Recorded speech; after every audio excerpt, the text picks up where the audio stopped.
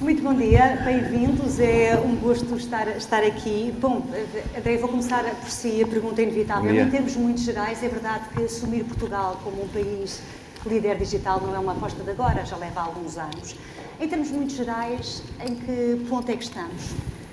Diria que estamos bastante bem, temos evoluído, este trabalho não começou agora com a criação da Secretaria de Estado para a Transição Digital, na realidade tem já vários anos com múltiplas iniciativas, o InCode de que falámos aqui e que integra também o primeiro dia desta semana, que é uma iniciativa de estímulo às competências digitais, na realidade já começou em 2018 e, portanto, houve um esforço na construção deste plano de construir em cima de todas as iniciativas que tínhamos para trás. O objetivo, de facto, que temos para esta semana e em concreto para estes 3 dias é fazermos aqui um balanço muito significativo daquilo que foi o trabalho que realizámos ao longo deste ano e também projetar em termos de futuro aquilo que são as iniciativas que estão previstas para os próximos anos e para o conjunto da legislatura. Sim, claro que sim, traçar também planos para o futuro. A verdade é que neste plano de ação para a transição digital, que é baseado em 3 pilares, quer explicar-nos por que razão é que escolheu as pessoas como o primeiro pilar para essa transição digital? Bom, as pessoas são de facto o centro, daí temos escolhido como primeira prioridade as pessoas. O nosso objetivo de digitalização tem por base o serviço ao ser humano, ao conjunto da sociedade e, portanto, tínhamos que eleger, porque o nosso desafio, sobretudo ao nível, quando olhamos para os outros países europeus, o nosso maior desafio tem exatamente a ver com as competências, é nesta dimensão do capital humano que nós estamos menos bem quando comparamos com a média europeia e, portanto, focámos aqui a nossa principal foco de atenção. Como é que podemos melhorar? Como é que podemos acelerar para, de facto, estar ao nível dos outros países? Sobretudo com uma abordagem que nós acreditamos que já foi aqui referida, de abordagem de ciclo de vida do cidadão. O que fizemos foi perceber os diferentes perfis da nossa população, com as diferentes necessidades, começando nas crianças e nos mais jovens com a escola digital, e por isso temos aqui representantes também do Ministério da Educação, o Sr. Secretário de Estado, depois com aquilo que é também o ensino superior, numa segunda fase de maior diferenciação em termos de formação, onde também temos que trabalhar para garantirmos que a resposta é integrada, e depois também a população ativa, que é essencial neste processo de transição, e por isso também se chama transição, porque é preciso, neste período de adaptação a um novo contexto e uma nova normalidade, garantirmos que temos as ferramentas e que a população está adaptada para poder trabalhar no novo normal. E, portanto, o objetivo que fizemos foi trabalhar com o Instituto de Emprego, com o Ministério do Trabalho, desenhando políticas públicas, mas também com as empresas, no sentido de garantirmos que as competências que estamos a dar aos nossos cidadãos estão em linha com aquilo que o mercado de trabalho também está à procura. E parece-me que estamos melhor nesse aspecto, não só na qualificação das pessoas, mas também na digitalização das empresas e da própria resposta que a administração pública está a dar em termos de atuação. Julgo que sim, este ano foi um ano atípico e indiscutivelmente o impacto da pandemia teve um efeito de aceleração em termos de digitalização nessas 3 vertentes, competências... resistências, digamos assim, sem dúvida, nesta mudaram as mentalidades, mas há dados concretos e objetivos que mostram essa evolução. Ao nível das pessoas, por exemplo, nós baixámos 4 pontos percentuais a percentagem de pessoas que nunca tinham utilizado a internet, baixou de 22 para 18, o que compara muito bem com a União Europeia, ou seja, nós convergimos com a União Europeia deste ponto de vista, e também ao nível das empresas, vimos um crescimento exponencial da presença digital na internet, que cresceu 50% em 2020, portanto, uma adaptação muito rápida a um contexto que era diferente e que, para a sobrevivência e para a maior competitividade, obrigava a uma adaptação rápida em termos de modelo de negócio e em termos de presença digital. E ficou de alguma forma surpreendido com essa capacidade de resposta tão rápida? Não fiquei surpreendido, até porque ela estava um bocadinho em linha com aquilo que eram as premissas que nós tínhamos vertido no próprio plano de ação, esta aposta tripartida nas competências, nas empresas e nas pessoas, no fundo era o plano que nós tínhamos traçado, portanto foi bom no sentido em que houve uma aceleração do cumprimento e houve uma maior predisposição para o digital.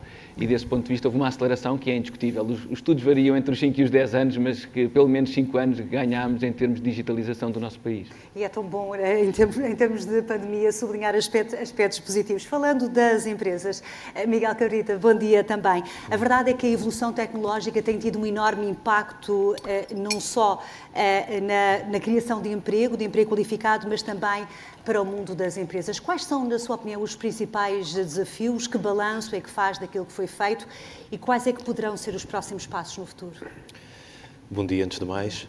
Sim, são enormes desafios. A tecnologia tem tido cada vez mais um papel central nos processos produtivos, no modo como nós trabalhamos, aliás, em todas as dimensões da nossa vida, e essa é uma transformação que se tem vindo a acelerar. Nós concluímos recentemente o Livro Verde do Futuro do Trabalho, justamente para termos aqui uma visão transversal das várias transformações que estão em curso, e o nosso grande objetivo é continuar a apoiar a economia portuguesa, as pessoas, a sociedade portuguesa no seu conjunto, em dois grandes domínios. Por um lado, apoiar a transformação do próprio emprego, como referiu, ou seja, no conteúdo das tarefas cotidianas, das próprias profissões, os diferentes setores de atividade. Há hoje não apenas a transição digital, mas também a transição climática, com todas as alterações no modo como produzimos e consumimos energia, e nós temos de conseguir capacitar a economia portuguesa para esta transformação. É o que temos feito em vários processos, procurando apoiar do nosso lado, nomeadamente das chamadas políticas ativas de emprego, e dos apoios para que as nossas empresas se possam capacitar deste ponto de vista e, por outro lado, atrair investimento estrangeiro nestas áreas. Ainda há pouco, em articulação com a transição digital, conseguimos trazer para Portugal o Centro de Serviços Partilhados da Nokia, por exemplo, que é mais um exemplo de uma empresa tecnológica que se instalou em Portugal e em que os apoios, naturalmente, ao emprego são muito relevantes. E, por outro lado, todas estas transformações, seja nos setores mais ligados à área digital, seja de modo transversal na economia portuguesa, têm cada vez mais uma incorporação de tecnologia, de novas competências e também de competências que temos que renovar cada vez mais rapidamente, e desse ponto de vista a grande aposta é a formação. Formação e qualificação, claro que em parceria com a educação e com o ensino superior, mas também a formação profissional no mercado de trabalho. Nós temos, aliás, uma nova meta europeia para participação em aprendizagem ao longo da vida, o Pilar Europeu dos Direitos Sociais e o seu plano de ação que a Comissão Europeia apresentou recentemente, exigem que até 2030 nós tenhamos 60% das pessoas a participar todos os anos em aprendizagem ao longo da vida. E por isso, um objetivo muito ambicioso, não é? Mas alcançável. Nós estamos um pouco abaixo dos 50%. Estamos, desse ponto de vista, perto da média europeia, mas é ainda assim um aumento de cerca de 20% ao longo da próxima década. É uma meta ambiciosa. Mas é crítica, porque a questão das competências é absolutamente fundamental, em particular num país como Portugal, que parte de uma base baixa. Portanto, nós temos aqui um desafio grande de elevar a base das qualificações, continuar a fazer esse esforço que temos vindo a fazer e alargar o topo da pirâmide de qualificações com as pessoas mais qualificadas. Nós temos instrumentos específicos no PRR para reforçar o sistema de formação profissional. Temos mais de 200 milhões de euros para capacitar os nossos centros de formação profissional e estamos neste momento, e penso que esse é um passo estratégico muito importante, a concluir um processo de diálogo com os parceiros sociais, empregadores e sindicatos, para ter um acordo estratégico na área da formação. Seria um ótimo sinal que o pudéssemos ter para que, de modo transversal, tivéssemos metas e instrumentos que fossem partilhados por todos aqueles que estão no mercado de trabalho. Porque a verdade aqui, o objetivo é apostar na capacitação de pessoas para as conseguir ligar aos chamados empregos de futuro, não é? Sim, absolutamente. Para lhe dar apenas um exemplo, há muitos cálculos deste tipo, mas a OCDE, por exemplo, estima que 50% das profissões atuais vão ter transformações muito significativas devido à transformação digital e, em particular, também pela automação. Uma parte delas, porventura, será completamente reconfigurada, uma outra parte terá mudanças significativas sem que desapareça por completo. E é essa formação que se procura dar para preparar as pessoas para, de facto, essa mudança no mercado laboral? Sim, é precisamente isso. Nós temos que conseguir ter formação adequada ao perfil de cada pessoa. Nós temos pessoas, como dizia o André há pouco, que nunca se conectaram com a internet, muitas que nunca ligaram um computador, em particular nas gerações mais velhas. Temos que dar a essas pessoas a formação básica na área digital, o que chamamos a cidadania digital, mas, ao mesmo tempo, nós precisamos de ter formações também mais adequadas àqueles que vão exercer profissionalmente tarefas exatamente como especialistas na área digital. Programadores e outros técnicos que, não sendo especialistas, têm no seu conteúdo funcional uma incorporação grande de tecnologia.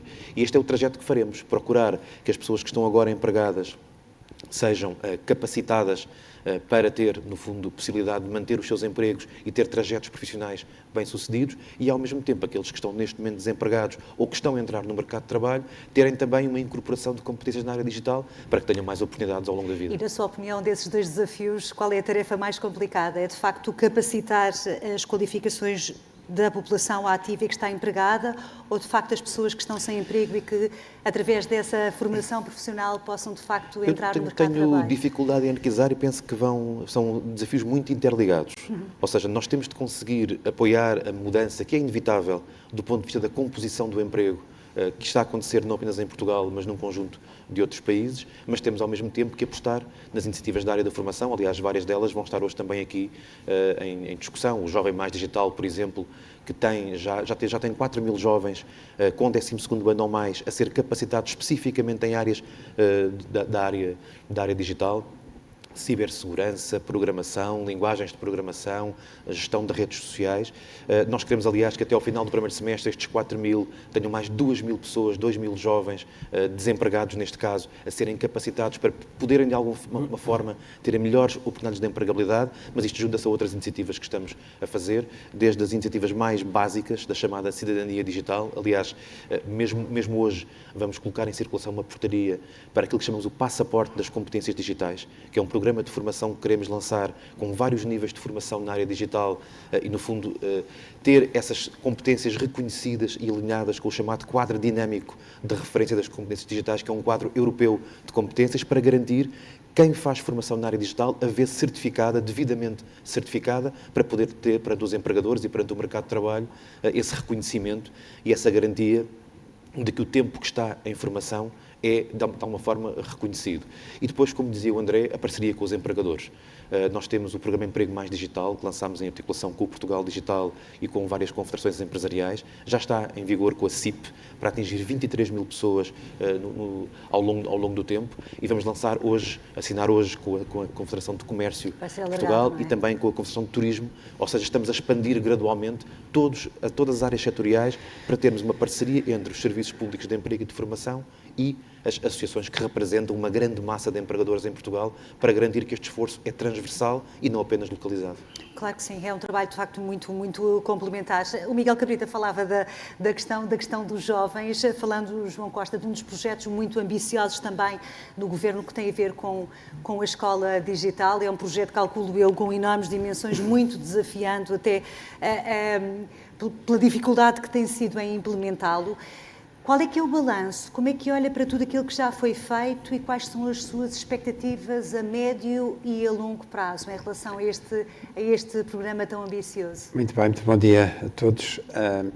O balanço é um balanço realista face àquilo que, como a Marta dizia, é um programa de grande ambição. Ou seja, quando as questões são de grande ambição, temos de ter objetivos que sabemos que também se vão cumprindo gradualmente, mas também com um foco muito certo. É um caminho, felizmente, que nas escolas portuguesas não começa agora. Temos já décadas de formação na área digital, de integração progressiva das tecnologias, mas aqui era preciso dar... Calculo que com a pandemia tenha também aí, tal como dizia o André, tenha aqui acelerado também um bocadinho. Acelerou, mas eu acho que há aqui uma mensagem importante que o André também tem tentado passar, que também se instalou um bocadinho a ideia que é ou digital ou presencial.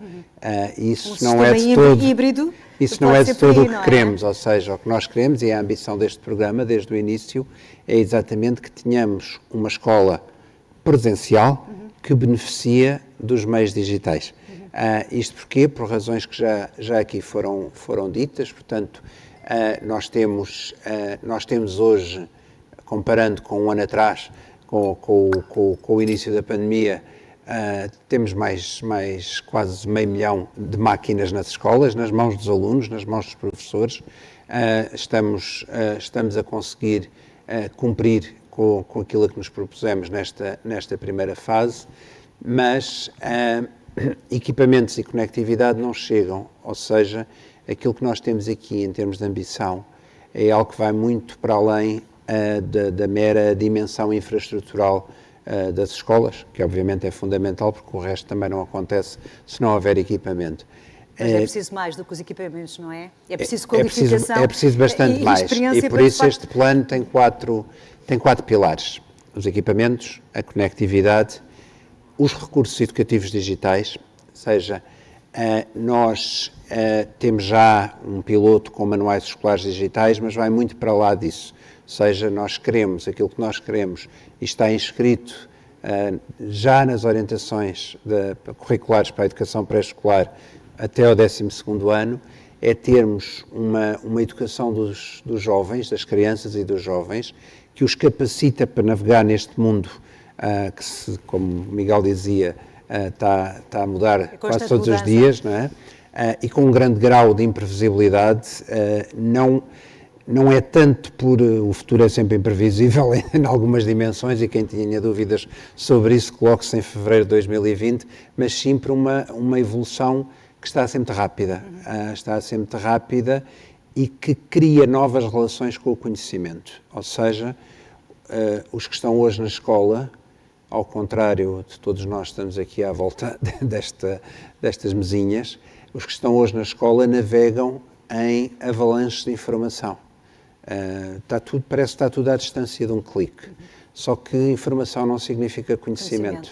E por isso este programa de transição digital tem também essa dimensão fundamental, que é ser uma forma de que a escola seja uma resposta para esta transformação de informação em conhecimento. Isto implica o desenvolvimento de uma série de características que estão hoje também inscritas no nosso currículo, na área da resolução de problemas, na área do pensamento computacional, na área, como o Miguel referia, da cidadania, que é também digital. Nós hoje estamos inconscientemente muito mais permeáveis àquilo que nos pode aparecer como um título num ecrã a qualquer altura, e que, se não tivermos por trás do ecrã fontes de credibilidade, se eu não tiver um professor ao meu lado que me ajude a pesquisar outras fontes, a ver a validade destas, eu facilmente prescindo da minha liberdade enquanto ser humano crítico e acredito em tudo o que me aparece nas primeiras letras.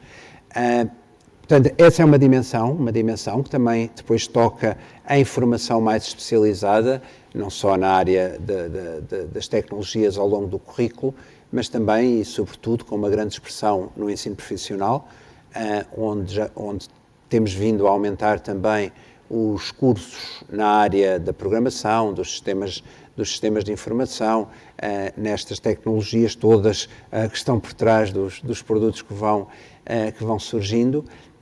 E é muito interessante conhecer o ensino profissional com pormenor, porque saem dali projetos dos alunos, que são os seus projetos finais, as suas provas de aptidão profissional, de um elevadíssimo nível em termos de domínio de competências de programação, na área da robótica, da automação, uma série de dimensões como esta.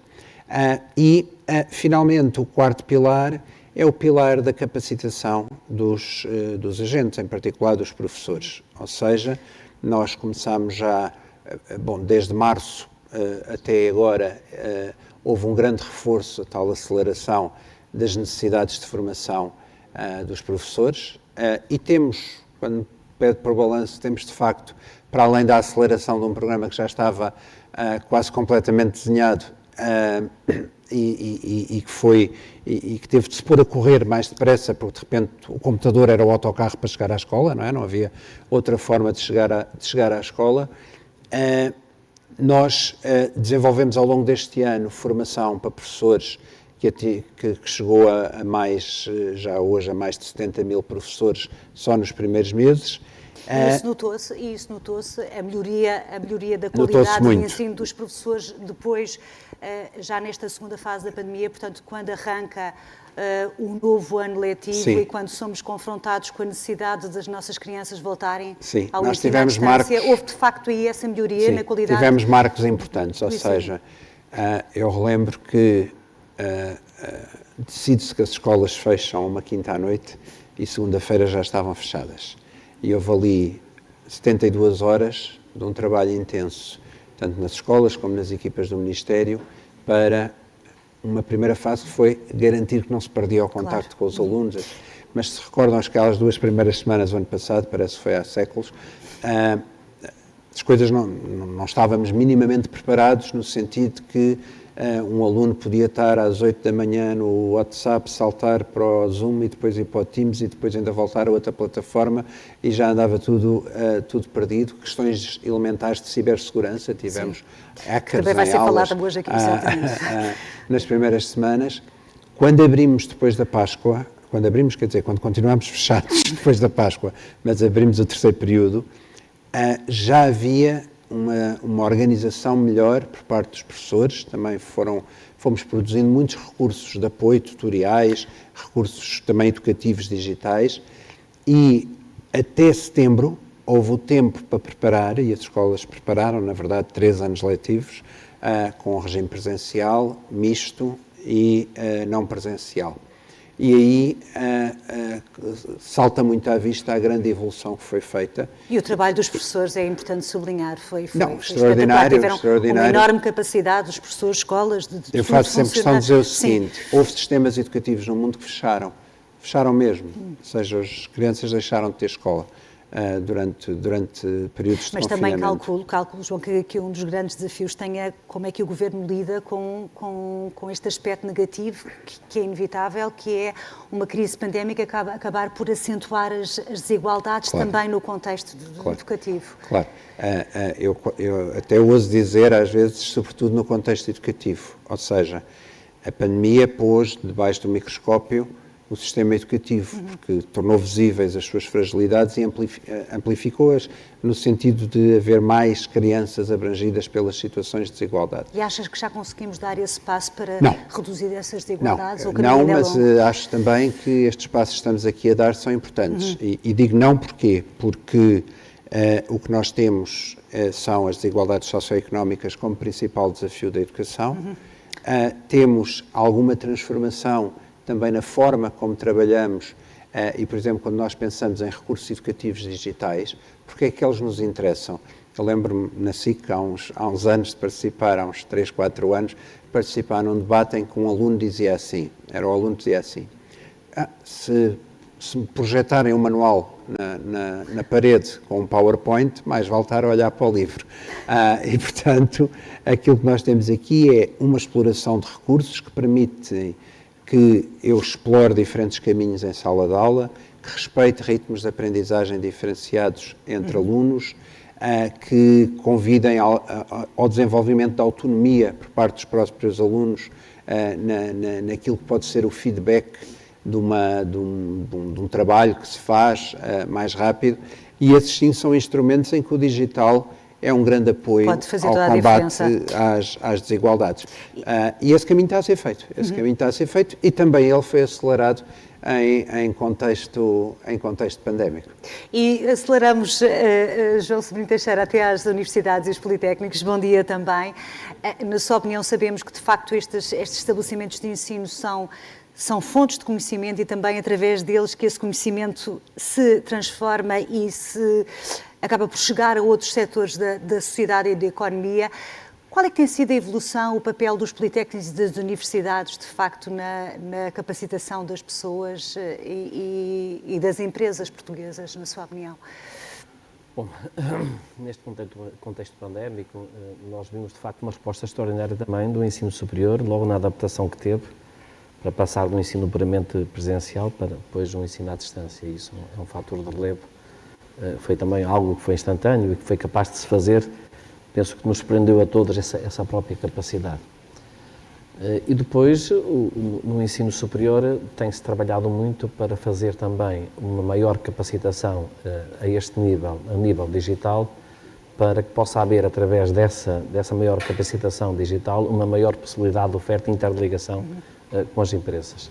Houve aqui, inclusive, um programa, estão aqui vários atores desse programa, o programa P-Skills, onde é que houve aqui um trabalho realizado, exatamente com o Instituto de Emprego e Formação Profissional, também a Associação para o Desenvolvimento das Competências Digitais e instituições de ensino superior, na maioria politécnicas, que, de facto, olharam para aquilo que era já uma realidade de pessoas ou que estavam no desemprego ou que queriam fazer uma requalificação sobretudo na área digital, e onde é que os empregadores tiveram, com uma garantia de emprego a quem conseguisse, de facto, obter depois o diploma, obter essa qualificação, e com uma garantia de emprego a um salário que é um salário acima da média para aquilo que se costuma oferecer. E, portanto, há uma perspectiva também conjunta que nós queremos da valorização da capacitação digital, nas próprias áreas, de facto, digitais, mas numa valorização global da capacitação digital.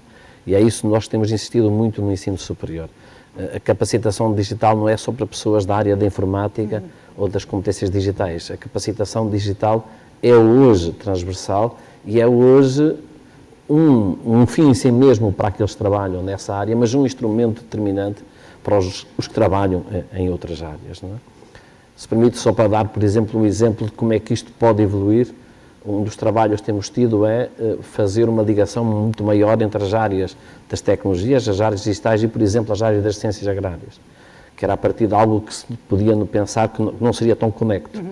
Não é só a evolução para a agricultura de precisão, que está aqui em causa e sobre a qual é necessário competências digitais, é também o mundo que aí vem e que Portugal se está a lançar, o mundo, de facto, dos satélites, da constelação de satélites que nós iremos ter, feito pela nossa agência espacial, e que vai permitir uma evolução e uma análise daquilo que é o futuro da agricultura de uma forma completamente diferente. A evolução de pragas pode ser feita através de satélite, a percepção das necessidades de adubação pode ser feita, de facto, através de meios digitais e de satélite, e, portanto, o digital é, na maior parte das situações, uma grande ferramenta. Exatamente, em muitas áreas. Eu sei que o Sr. Secretário de Estado, quando foi Presidente do Instituto Politécnico de Bragança, levou a cabo vários projetos, tive essa informação, projetos a nível local e regional, em que garantia precisamente isso, a empregabilidade dos alunos desse instituto. O senhor acredita que é possível, de facto, levar esse tipo de projetos a uma dimensão nacional, nomeadamente numa altura de crise pandémica com tantos desafios que de facto nos são postos à prova? Bom, a crise pandémica, ou as crises têm as coisas boas de fazer com que nós saiamos daquilo que é o nosso conforto e a gente consiga imaginar novas coisas. Eu acho que sim, quer dizer, eu acho que isso só se consegue no nosso conceito, nestes conceitos mais tecnológicos, se literalmente nós pusermos as empresas dentro do ensino superior. Não é uma colaboração, é pôr as empresas dentro do ensino superior. Como é que isso pode ser feito? Explica-nos Olha, lá. nós estamos agora... essa ideia, porque isso é muito curioso, não é? Porque a ideia é reduzir aqui o gap entre os politécnicos das universidades e o mercado de trabalho. Como é que pode ser feita essa integração das empresas dentro dos institutos? Sim, olha, está um trabalho que irá ser até já apresentado, já está a ser desenvolvido, dia 11 de maio, estará comigo também o meu colega João Costa, onde é que, de facto, introduzimos conceitos, onde é que os alunos aprendem mediante problemas que as empresas estão colocadas. Genericamente, nós vamos ter aqui um conjunto de um projeto, que são 1000 ideias lançadas pelas empresas, em ligação às instituições de ensino superior. Neste caso, dada a matriz mais profissional, também foi ligado à área do ensino politécnico, e onde é que se criam agora grupos de alunos que procuram ser grupos diferentes, não são grupos nem da mesma área, nem do mesmo grau. Iremos misturar pessoas de técnicos superiores com pessoas de mestrado. Portanto, essa riqueza da diversidade das diferentes áreas, que vão depois tentar resolver um problema de inovação que é colocado com a empresa e em que a empresa está envolvida com os seus técnicos também num processo de cocriação conjunta, não é? Ou seja, isso facilita aquele problema de quando a pessoa entra no mercado de trabalho e que de repente é que é posta tem imensos conhecimentos teóricos, mas quando chega ao mercado de trabalho e de repente enfrenta uma série de dificuldades e dificuldade de pôr em prática esses conhecimentos, esse projeto ajuda um bocadinho, não é? Ajuda, e ajuda sobretudo a ver uma coisa, a criar uma coisa, que é a necessidade que eu faço àquela empresa. Ou seja, este grupo de alunos consegue criar isso, não respondeu só a um problema, mostrou àquela empresa o quanto que eles faziam falta, que eles podiam e que eles poderiam realizar. E, portanto, isso é incorporado depois no sistema de ensino, ou seja, isso conta literalmente para os ECTS das qualificações que os alunos têm. Não é um processo paralelo, nem um processo supletivo, é dentro da forma de ensino. E, portanto, estamos muito a trabalhar nessas ligações, cada vez mais, entre a economia e as instituições de ensino superior. Sim, de facto, isso vai ser uma novidade. O que nos está a dizer-nos em primeira mão. Vamos dar notícia a essa... Sim, dia 11 de maio está isso. Dia 11 de maio, ficamos aqui já com uma notícia de última hora. André Dragão Azevedo, nós temos que falar, porque estamos numa altura de facto muito importante, em que Portugal assume a presidência do Conselho da União Europeia. Em termos de transição digital, o que é que acha que mais-valias é que essa presidência portuguesa pode trazer? Nós elegemos 2 áreas prioritárias em termos de presidência portuguesa e de agenda digital. Não sei se eu estou... Pois, eu também estava a ver, não sei se o microfone... Agora sim, creio que sim. Nós elegemos 2 áreas prioritárias em termos de presidência portuguesa da União Europeia, do Conselho da União Europeia. Uma primeira que teve a ver com o empreendedorismo. Nós já somos hoje reconhecidos internacionalmente como uma Startup Nation. Temos um ecossistema de startups, de incubadoras, de investidores bastante com grande vitalidade, mas queríamos passar para outro nível e sentimos na avaliação que fizemos que quer ao nível nacional, quer ao nível europeu, havia espaço para evoluirmos em termos de melhor integração, melhor informação, com uma plataforma de dados que agregasse toda esta informação e que nos permitisse adotar políticas públicas sustentadas em dados mais objetivos e estreitar os laços entre os vários países europeus, uma vez que provavelmente o maior handicap do ecossistema europeu tinha a ver com uma excessiva fragmentação, em que os ordenamentos jurídicos são todos diferentes e, portanto, quando uma startup, por exemplo, quer escalar ou internacionalizar-se, tem que lidar com vários países e com vários regimes jurídicos, o que naturalmente atrasa o processo. E estamos melhor em termos dessa convergência? O esforço que estamos a fazer teve a ver exatamente com a harmonização em termos de aprovação de um quadro, de uma framework comum, em que definimos um conjunto de requisitos para que um país esteja de facto a par de uma agenda de empreendedorismo, e conseguimos também outro ganho, que foi muito importante, anunciado no dia 19 de março, aqui no Digital Day, que tinha a ver com a captação para Portugal de uma estrutura permanente europeia dedicada exatamente ao empreendedorismo, procurando, a par com a Web Summit e com tudo o que está a acontecer, fazer de Portugal a sede europeia de empreendedorismo, o que foi bem acolhido e, portanto, temos também o apoio da Comissão Europeia nessa matéria. A segunda área de foco tem a ver com a área dos direitos. Nós acreditamos, enquanto governo e enquanto país, que a área no digital há espaço para evoluir em termos de replicação daquilo que é a matriz de direitos que vigora no conjunto da sociedade e no próprio projeto da União Europeia, e sentimos que era preciso fazer essa replicação também no mundo digital. Esta relativa indefinição, que é normal, uma vez que o legislador anda sempre um bocadinho atrasado face ao mercado, e o mercado aqui, sendo tecnológico, tem uma velocidade exponencial, mas era preciso começar a atuar e criar aqui algumas linhas vermelhas que criassem a convicção e a confiança nos consumidores, nas empresas, de que o espaço europeu é um espaço seguro. É um espaço seguro. Ou seja, onde a ética também calculo que tenha que ser sublinhada e reforçada, não é? Essa dimensão ética é exatamente aquilo que nós acreditamos que é o fator competitivo mais forte que a União Europeia tem para apresentar. Nós achamos que a Europa pode ser o parceiro confiável e isso pode ser também um ativo económico naquilo que é a captação e a abertura de novos mercados. Quando pensamos no mercado da América Latina ou de África, é inquestionável que olham para a Europa como uma referência, sobretudo quando comparado com os outros 2 players mundiais nesta matéria, nos Estados Unidos e China, com características obviamente diferentes, mas em que a Europa pode ser de facto esta referência e, portanto, vamos promover no dia 1 de junho, durante a Assembleia Digital, que encerrará o ciclo da Agenda Digital da Presidência Portuguesa, vamos assinar a Declaração de Lisboa, que pretende exatamente afirmar este conjunto de princípios e este compromisso ético, que queremos abrir não só aos 27 Estados-membros, mas também a países terceiros, América, África e Ásia, e queremos também associar-lhe uma framework de direitos digitais que, no fundo, condense todos estes princípios e toda esta lógica de credibilidade e de indução de confiança para que o espaço europeu, mais uma vez, e à semelhança do que aconteceu com o Regulamento Geral de Proteção de Dados, que a União Europeia dê aqui um sinal de fixação do novo standard mundial em termos de ética aplicado ao digital. Calculo que seja, de facto, aqui também, mais uma vez, um objetivo muito ambicioso, não é? De transformar aqui, afirmar este espaço digital europeu, criando aqui também confiança e respeito pela própria privacidade dos cidadãos, não é? Dos cidadãos e do próprio ecossistema digital, que também é uma questão que vai ser analisada aqui ao longo destes 4 dias. Exatamente. Daí que o mote da Declaração de Lisboa seja democracia digital com propósito. Certo. E, portanto, o que queremos é exatamente isso, salvaguardar os princípios democráticos, o respeito pelos direitos individuais e essa replicação em termos de contexto digital e a adesão que estamos a sentir ao nível das instituições europeias, mas também dos outros países, tem sido incrível, sim. Acho que temos a hipótese de ser aqui, de facto, pioneiros nesta matéria, a par também com aquilo que é um esforço nacional que estamos a fazer, porque foi aprovado já na Generalidade uma Carta de Direitos Digitais ao nível nacional.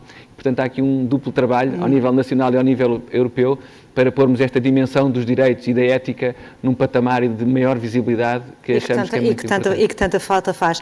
A verdade é que quando nós falamos aqui de transição digital, isto propriamente não é uma medida que surge por decreto. Prova disso é que ao longo destes 4 dias temos aqui várias áreas governativas representadas, temos empresários do setor público, do setor privado. É ou não verdade que a transversalidade desta pasta é um enorme desafio, Sr. Secretário de Estado? Sem dúvida, esse é, porventura, o maior desafio e, como referiu, é uma transversalidade num duplo sentido. No sentido que temos que trabalhar com todas as áreas governativas e está aqui espelhado neste pequeno painel exatamente o tipo de articulação que temos que estabelecer com todas as áreas. O digital não funciona para si próprio, funciona exatamente e o sucesso será medido na capacidade de estabelecer pontos com todas estas áreas. Falou-se aqui do trabalho que fizemos em co-desenho, com a educação numa escola digital, com o ensino superior no repensar e na incorporação e no trazer as empresas para aquilo que são também o desenho das ofertas formativas, com o programa Upskill, tirando partido da capacidade instalada que temos de formação, mas dando uma atualização que vem exatamente do mercado de trabalho e do mercado do emprego, e depois também trabalhando com o Ministério do Trabalho e da Segurança Social e com o IFP em particular, no sentido de identificarmos as necessidades que o mercado de trabalho, que as empresas nos sinalizam e de construirmos e co-desenharmos ofertas formativas que estejam de facto em linha com essas necessidades do mercado. Fizemos também um trabalho muito interessante, que também já foi aqui aflorado pelo Miguel, no sentido de revisitarmos as ofertas formativas que constam do catálogo de referência em termos de competências na área do digital, não só do digital, mas neste caso concreto o trabalho foi para o digital, atualizando, percebendo o que eram de facto espaços de melhoria, o que é que o mercado hoje está a precisar, porque esse é também um fator muito relevante para a captação de mais investimento. Sim, e de empresas que possam, exatamente, de facto, aqui dar um impulso à nossa economia. Há muitas empresas que, quando nos procuram, valorizam muito esta abertura e esta flexibilidade que o Governo demonstrou, no sentido de abrir-se a desenhar, a customizar em função daquilo que são as necessidades concretas do mercado de emprego e do mercado das empresas. Daí a dupla transversalidade é interna e é também de abertura ao exterior, agora com a assinatura, por exemplo, dos acordos com as várias confederações que mostra esta aproximação, com o trabalho que fizemos ao nível, por exemplo, da administração pública, auscultando as várias confederações para aquilo que são os principais bloqueios que identificam em termos de ciclo de vida da empresa e ciclo de vida do cidadão, e depois trazendo e digerindo essa informação para que ela depois se transforme em iniciativas de adaptação, quer legislativa, quer de funcionamento dos serviços, para ir ao encontro do desbloquear desses estrangulamentos que ainda persistem. E existem sempre obstáculos, Miguel Cabrita, obstáculos e barreiras. Na sua opinião, quais é que são os principais e quais é que devem ser os próximos passos para, efetivamente, simplificar todo este processo que percebemos já que é tão complexo? Há vários obstáculos de diferentes tipos. Um dos grandes obstáculos que temos é o baixo nível de qualificações das pessoas, que temos vindo a recuperar rapidamente, mas ainda assim, tendo em conta o nosso atraso, é um obstáculo grande e, portanto, a questão da escala é uma questão da maior importância. Claro. Aumentar a escala, aumentar os processos formativos, fazê-los chegar a todos os níveis de qualificação, porque nós precisamos... Mas têm metas concretas, Miguel Cabrita, em relação de chegar, de facto, e melhorar essa capacitação? Sim, temos desde logo a meta europeia dos 60% de pessoas em aprendizagem ao longo da vida, e essa é uma meta que, não sendo mandatória a nível de cada um dos países, é uma referência. Claro. E nós temos que nos aproximar dela. Temos o grande objetivo de, em 2023, conseguirmos ter todas as pessoas que estão desempregadas, para lhe dar um exemplo, no âmbito da garantia digital, com acesso a oportunidades na área digital que sejam adequadas ao seu perfil. Ou seja, para aqueles que não têm qualquer competência digital, algum tipo de introdução, para os que têm algumas competências, melhorá-las, e para aqueles que já estão nos segmentos mais de topo, ajudar a especializar as pessoas e a fazer essa transformação. Ou até aquelas que querem mudar de área, não é? Mudar de área completamente. Há uma área particularmente relevante, que é a área da chamada reconversão de pessoas, em particular aquelas que têm percursos ao nível da licenciatura, do ensino superior, em áreas que porventura têm menor empregabilidade ou em que os percursos das pessoas não se mostraram tão adaptados ao mercado de trabalho, aquelas que queiram e que vejam nestas áreas uma área de inserção no mercado de trabalho e de perspectivas de futuro, poderem fazê-lo. É, aliás, muito esse o espírito do projeto, já aqui foi falado, do Upskills. E nós vamos ter aqui vários testemunhos de pessoas que, de facto, estiveram nesse programa, aliás, estão nesse programa e que vão dar o seu testemunho, não é? Ao longo da manhã, tanto quanto sei, vamos ter aqui várias das dimensões, não é? Formação para os trabalhadores no ativo, emprego mais digital, formação para desempregados, em particular jovem mais digital, e depois o trabalho de construir em articulação com as empresas do setor específico da programação, do setor digital, pessoas que não tenham apenas competências na área digital, mas que se queiram especializar nesta área. É o programa Upskills, que tem já mais de 400 pessoas licenciadas ou com mais que o 12º ano a serem de alguma forma reconvertidas para entrarem com compromissos de empregabilidade por parte das empresas e em programas que foram desenhados em articulação com as empresas. É aqui um triângulo entre o Portugal Digital, os politécnicos e as universidades, em particular o ISCTE e o IEFP, para ter várias centenas de pessoas nos próximos meses a entrar nas empresas como programadores e um programa que tem, aliás, já previsto uma segunda geração, em princípio para setembro, portanto para o último trimestre do ano, arrancar uma nova geração de futuros programadores, que são pessoas que têm formação ao nível da licenciatura ou mais do que o 12º ano e que se querem reconverter, como digo, não apenas para terem competências digitais que incorporam no seu percurso profissional, mas para serem elas próprias profissionais da área do digital, ajudando também as empresas mais especializadas do setor a dar aqui uma escala de que precisamos, porque, como dizia há pouco, temos que elevar a base de competências, mas temos que alargar também esta área de especialidade, porque o digital vai desde as tarefas mais rotineiras do dia-a-dia, usar uma aplicação, usar um smartphone, usar um sistema de gestão de uma empresa como utilizador, até às áreas da programação, da investigação, da ciência de dados. Dá aqui um mundo, de facto, que se abre nesta transição digital. Um mundo que se abre. E a verdade é que nós temos, João Costa, aqui o programa de recuperação e resiliência, que também vai ter um enorme contributo, nomeadamente na área da transição digital para o ensino. Quer falar-nos um bocadinho dos investimentos que estão previstos e de que forma é que esses próprios investimentos se vão articular com as iniciativas que já estão no terreno? Muito bem, o Plano de Recuperação e Resiliência, nós às vezes esquecemos do nome dele, é Recuperação e Resiliência, ou seja, ele surge no contexto desta crise, da crise pandémica, mas visa, sobretudo, alicerçar o país para o futuro, para lá da pandemia. E aqui toda a componente de transição digital na educação é muito explícito no PRR, que está preso a uma ideia que discutíamos há pouco, que é, através do digital, combatermos também as desigualdades socioeconómicas e, em particular, na educação. Ou seja, isto implica, em primeira instância, o quê? E, de facto, os primeiros tempos da pandemia foram muito evidentes, garantir que ninguém fica para trás, porque não tem sequer o acesso ao equipamento, o acesso à conectividade. E este é o passo mais visível e principal que temos vindo a dar.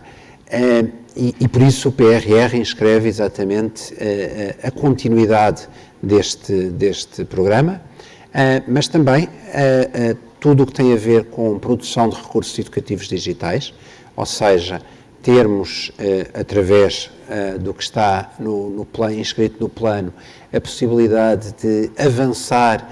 Nós temos concentrados num site que se chama Apoiar as Escolas, centenas e centenas de recursos, uns que já estavam disponíveis, cerca de 2.000 e tal blocos de aulas que foram produzidas em primeira instância para o estudo em casa, mas que estão disponíveis digitalmente, com os materiais de apoio, com outras formas de exploração e que vão ficar para lá da pandemia, e também isso encontramos no PRR. Depois, duas dimensões que são fundamentais.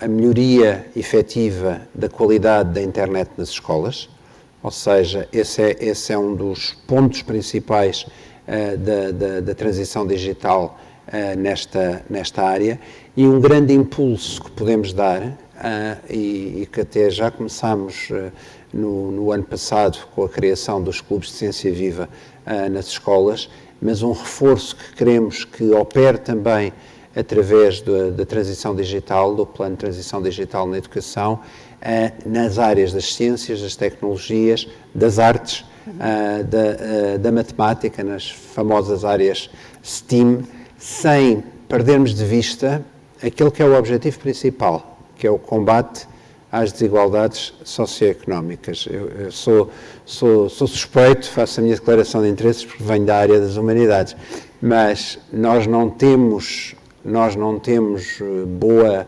tecnologia, não temos boa transição nesta área se deixarmos de fora, e o André falava de questões éticas, se deixarmos de fora a filosofia, se deixarmos de fora uma série de dimensões que são cruciais para fazermos uma transição saudável.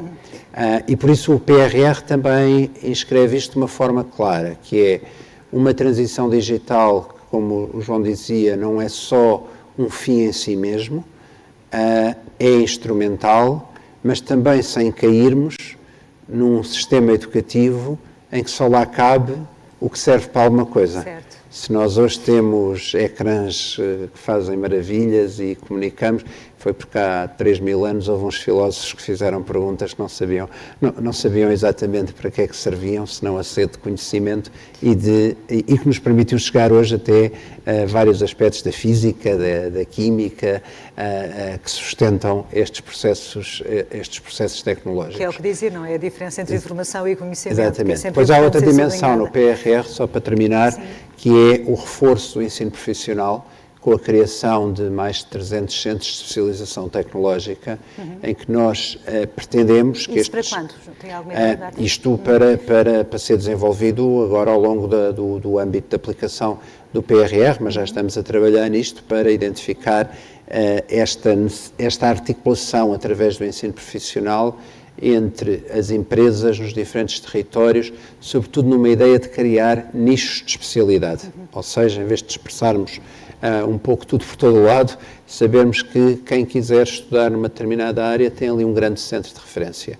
E, obviamente, também aqui a transição digital é fundamental. E falando um bocadinho do que dizia também o João Sobrinho Teixeira em relação ao plano de recuperação e de resiliência, recuperação e resiliência é sempre muito bom sublinhar de facto essas palavras. Na sua opinião, de facto, quais é que vão ser aqui os desafios no âmbito das universidades e dos institutos politécnicos? Qual é que de facto poderá ser essa aplicação desse plano de resiliência, de recuperação e de resiliência? Que são transversais, não é? Que são transversais a várias áreas de atuação do Governo e são transversais também àquilo que é a nossa realidade, desde logo quando estamos a falar das agendas mobilizadoras, onde é que vamos ter cerca de 1.000 milhões de euros para introduzir inovação e inovação dentro das empresas em ligação, de facto, ao ensino superior, é algo que é importante. Naquilo que é mais centrado, naquilo que nós achamos que deve ser a evolução, de facto, no ensino superior, onde é que vamos pôr também uma componente financeira expressiva, é exatamente em duas áreas que nós estamos aqui a falar, no chamado impulso jovem, impulso STEAM, ou seja, nós capacitarmos cada vez mais as nossas instituições, apetrechá-las melhor para dar estas respostas a novos, de facto, a nova instrumentação que surge com a digitalização e também ao incentivo que vamos dar e à motivação que queremos dar aos jovens para terem mais atratividade por estas áreas. Temos, digamos, os clubes de ciência viva espalhados pelo país todo, que acho que são exemplos extraordinários como é que se consegue ir cativando os jovens, de facto, para estas áreas. E Marta, deixa-me só dar, digamos, algum número. Nós tínhamos já, no ano letivo 2018-2019, 27% dos nossos jovens já estavam nestas áreas, de facto, STEAM, das ciências, matemáticas, tecnologias, artes, e só na componente digital conseguimos aumentar, o ano passado para este ano, 13% a mais no número de alunos que escolheram a área digital na sua frequência de ensino superior. Então, significa que estas políticas, de facto, de motivação estão a resultar e, nesse aspecto, este impulso jovem vai ser uma da parte importante. Outra parte é também aquilo que nós estamos aqui a falar, a reconversão das pessoas, ou seja, um impulso adultos, a forma como nós vamos fazer com que as pessoas voltem à escola e voltem à aprendizagem. Como é que vou fazer isso? Deixa-me só explicar, nós só talvez porque tivemos uma herança de há muitos anos atrás em que havíamos poucos qualificados, isso representava uma carta de alforria para uma série de coisas, apenas porque éramos poucos. Temos uma visão, porventura, que a nossa aprendizagem acaba no dia em que obtemos o nosso diploma e não há nada mais errado. Nada, a aprendizagem de resto tem que ser ao longo Exatamente, da vida, não é? Só um exemplo, a média de idades de frequência no ensino superior em Portugal é 26 anos, na Dinamarca é 42. E não é porque os dinamarqueses vão muito mais velhos estudar, digamos, naquilo que é... Prolongar os estudos, não é? Exatamente, não acabam tão cedo. Vão regularmente à escola e vão regularmente à escola atualizar-se. E, portanto, nós no nosso plano iremos ter aqui a atuar quer ao nível de pós-graduações e pós-graduações e de microcredenciais, ou seja, uma espécie de Lego em que as pessoas vão somando as suas qualificações e se vão sentindo motivadas para fazer essas qualificações, e também apostar muito nos técnicos superiores profissionais, que é para fazer a conversão e o upgrade em termos de qualificação daquilo que é o nosso público adulto. Nós já temos neste momento frequência no ensino superior que nos deixa extremamente orgulhosos. Este ano tivemos 50% dos nossos jovens com 20 anos estão no ensino superior. A nossa aposta 50%? É chegar 50% dos jovens, 51,2, peço desculpa, dos nossos jovens estão no ensino superior este ano. E a nossa aposta é chegar antes de 2030 com 60% dos nossos jovens com 20 anos no ensino superior. Mas temos um problema, é que temos uma população adulta pouco qualificada. E não vamos poder esperar gerações para que se faça esta renovação geracional das pessoas qualificadas. E qual é que deve ser então a aposta mais imediata? Essa imediata? aposta também nestes cursos técnicos superiores profissionais, que estão muito mais adaptados para pessoas que já estão no mercado de trabalho, que conseguem ter esse upgrade até para a própria qualificação, e isso será também uma das apostas do impulso adulto que nós aqui iremos fazer também, com a criação de 10 escolas a nível nacional, 4 delas, pelo menos no interior.